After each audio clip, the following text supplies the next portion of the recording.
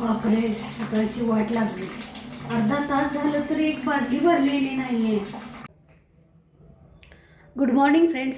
आज सकाळी काय राडा झाला आणि मिस्त्रीने सोलारमधून काय काढलं हे बघण्यासाठी व्हिडिओ शेवटपर्यंत नक्की बघा.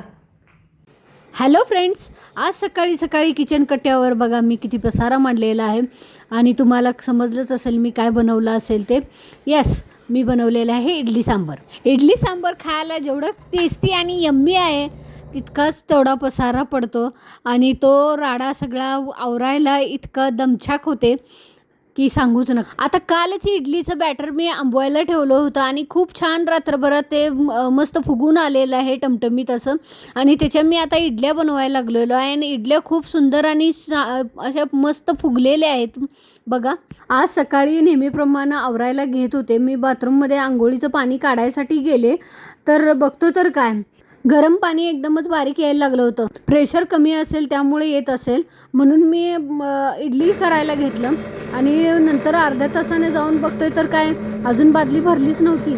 नंतर माझ्या लक्षात आलं की हा नक्कीच काहीतरी वेगळा प्रॉब्लेम आहे, प्रेशरचा काही प्रॉब्लेम नाही वाटत. सोलार सर्व्हिसिंग सेंटरला फोन केला आणि मग तिथून एक माणूस आला. त्यांनी सगळं चेक करायला लागलेत आणि आउटलेट पहिलं चेक केलं. आउटलेटमधून बारीकच पाणी यायला लागलं होतं.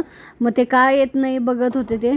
तिथं काही प्रॉब्लेम नव्हता. मग इनलेट त्यांनी खोलायचा प्रयत्न केला. इनलेट खोलून बघितलं तर काय त्याच्यामध्ये इतकी गंज साठलेली होती आणि इतकं क्षार साठलेलं होतं की त्याचं होल होतं ते खूपच बारीक झालेलं होतं. ते गंजून इतकं हे जाम झालं होतं ते निघत नव्हतं इनलेटचा जॉईंट.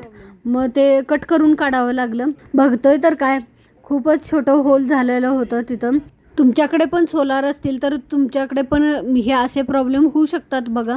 आता इथं बघा थंड पाणी जे आत जातं सोलरमध्ये त्या जॉईंटला केवढं होल ते गंजलेलं आणि हे झालेलं बघा. क्षारनं पूर्ण होलच बंद झालेलं आहे बघा.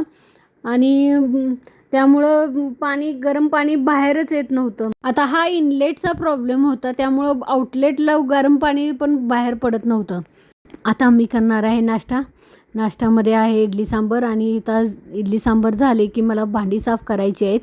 जेवणासाठी मी बनवलेले पोकळीची भाजी आणि आता मी पोकळीची भाजी बनवते लसूण वगैरे टाकून मस्तपैकी. सेल्फी विथ किचन कट्ट्यावरचा पसारा आणि भांडी विथ मी. कसं दिसतंय? खूप छान दिसतंय ना.